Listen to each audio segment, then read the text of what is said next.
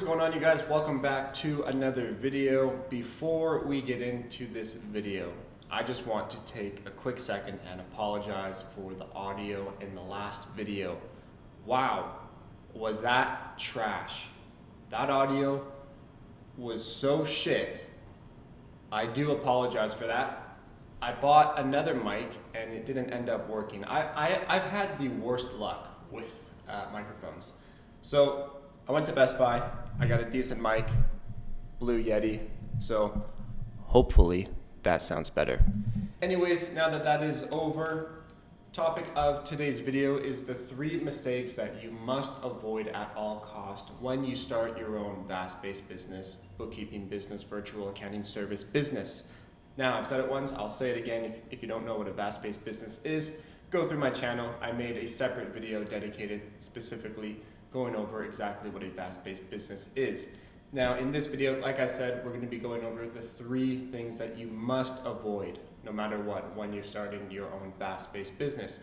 These are 3 mistakes that I made that if I could go back, I would never do them no matter what. So, like always, without wasting any time, let's get right into the video.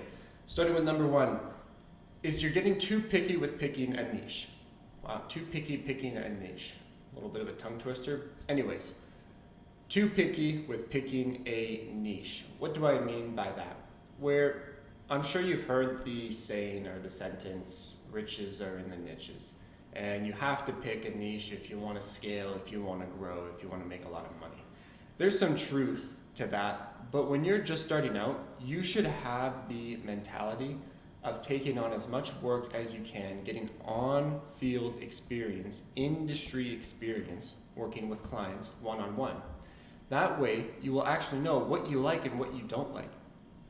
When I first got into this business, I thought there are so many restaurants in my local area, in my province, in my state, in my country.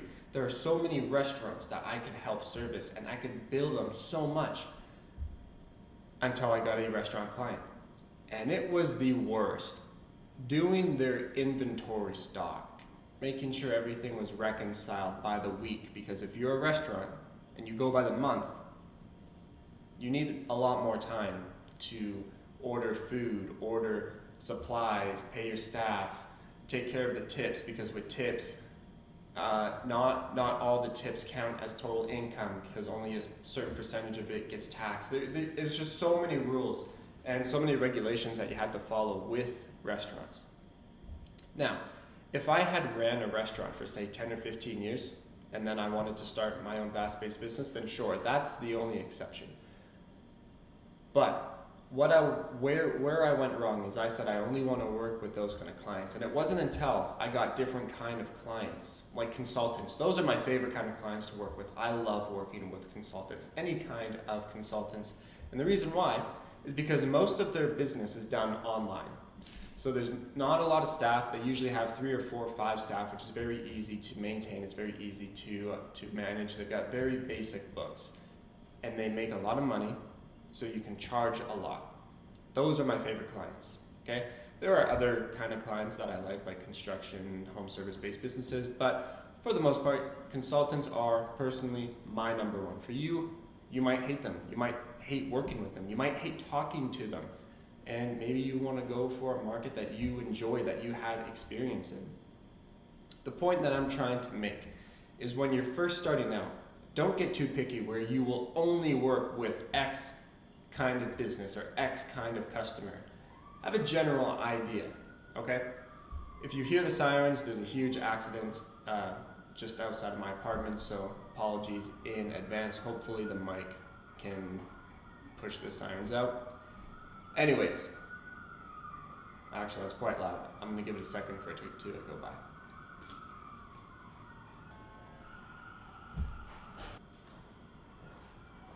There's like no one there. I don't even know where it's coming from. That's obnoxious. Where were we? So, riches are in the niches. Yes, that is true. But when you're first starting out, you want to get as many clients as possible, get the money in the door, pay for your expenses, start profiting money for your work. And then once you get actual experience, then you'll be able to tell, actually, I don't want to work with this kind of client, or actually, this kind of business doesn't really interest me. But hey, this business that I thought I would hate, I actually like working with it. So, don't get too picky with your niche. Have a general idea of who you want to work with, but don't deny people who want to work with you if they don't fit that ideal client profile, okay? So, number 2 is not following up with leads. I don't know how long it took me to realize this, but I was speaking with my mentor. And I was telling him, I was saying, you know what, I've been at this business for almost 5 months. I'm getting leads. I'm getting a lot of leads through the door, but I can't seem to close them. I don't know what's going wrong. I made a huge mistake of trying to be the most price effective and be the cheapest provider, which never do that. But I made that mistake. I priced very cheaply. I was adding so many add-ons. The second that the client would call me, I'd answer, or text, I'd answer. Everything like that. I was basically buying myself a job. So I told my mentor, I don't know what's going on. I'm getting leads, but I'm not getting sales. I don't have clients. What the heck? And he said, well, how many times are you touching base with them? Are you following up with them? And I said, well, I have a discovery call, and after that call, I text them, and then that's about it. And he's like, okay, so you meet with people, you go over what their problem is, and you can solve their problem. You tell them that, you pitch them that, and they need to think about it, and you don't follow up with them. And when he said that out loud, it then clicked inside my head, and I thought, oh shit, yeah, okay, no, 100% makes sense. I'm in the wrong. I'm doing a huge mistake. So what I did is I started following up with clients 3 times, and then I started following up with them 5 times. And if I really wanted to work with the client, I would follow up with them 10 times. Now, ever since doing that, my business doubled. The amount of clients that I signed more than doubled. I make my money probably 60 to 70% in the follow-up. I do have sales where it's a discovery call, they like what I have to say, everything is perfect, and I close them right then and there. I get a credit card, first payment done right there. I've had that happen, but for the most part, 60 to 75% of my clients that I have right now have come from the follow-up. And it's just human nature where people don't want to buy right now. They don't want to buy right now. And in this kind of industry, once you start getting the clients, you're okay with that. You're fine if they want to take a week to think about it. I know that there's other businesses out there where they say, no, you need to get the sale right now. Otherwise, you're not going to see them again. They're never going to come back to you. They're going to go somewhere else, which is true. If you're in any kind of other business, 100% true. But with accounting, I've said this before in my previous videos, the client or the prospect knows it, and you know it, and I know it. They have to get this done anyways. They have to file their tax return. They have to get their bookkeeping done. They need it.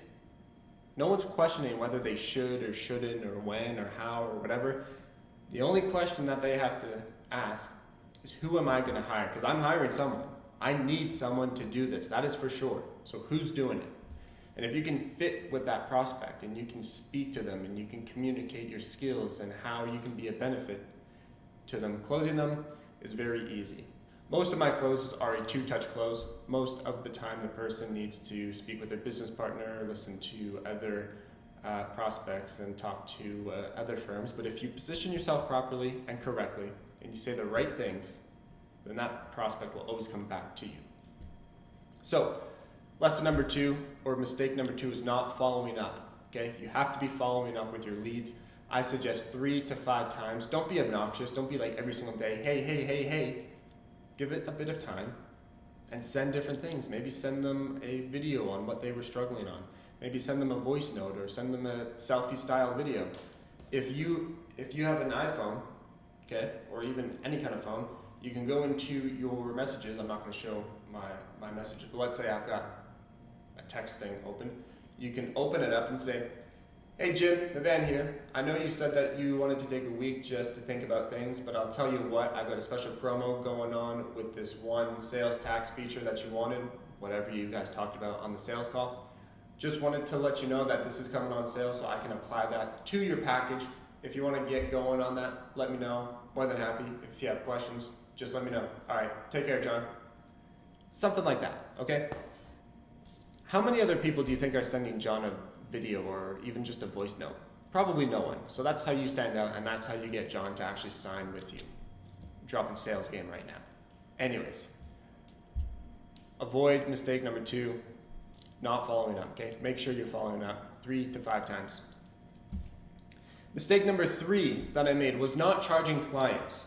Now, what do I mean by not charging clients? I don't mean doing work for free. I don't think you should ever do work for free. Because I'll tell you something, the kind of client that offer attracts is the kind of client that you don't want to work with. So leave those clients up for the other people. It wastes their time, it sucks their energy and their resources, and they're a pain to work with. And the second you sign that client, when you go to raise the price, they're leaving anyway, so don't do it. It's a waste of time. What I mean by not charging clients is when I would finish the work, I would either give them a huge discount because I was scared to charge a lot, or I just wouldn't charge them for certain things. If I quoted them, say $2,000 for 12 months of bookkeeping, and I complete the bookkeeping, I would tally up $2,000, and before I press send on that invoice, I'd get scared. I'd be like, oh, $2,000 a month, that's a lot of money. I'm like, it's a lot of money. It wasn't really that hard. It only took me like 8 hours. I guess I could give them a $500 discount. Why? Why did I do that? Why? Like, I was just nervous, a little scared. I had never done this before. I wasn't used to it. Once you get over that hurdle, because everyone gets over that. Everyone has to get over that if you want to be successful.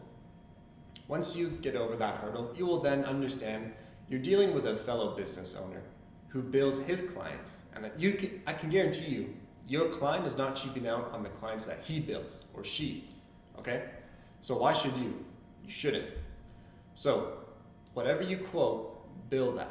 Anyways, you guys, that is it for today's video. If you found that helpful, drop a comment down below. Make sure to like and subscribe on the video. If you want help starting your own VAS-based business, virtual accounting service, and you want to scale it from $0 to $10,000 per month, check out the links below. I think that you'll find those really helpful. And with that being said, you guys, thanks for watching, and I'll see you in the next one. Peace.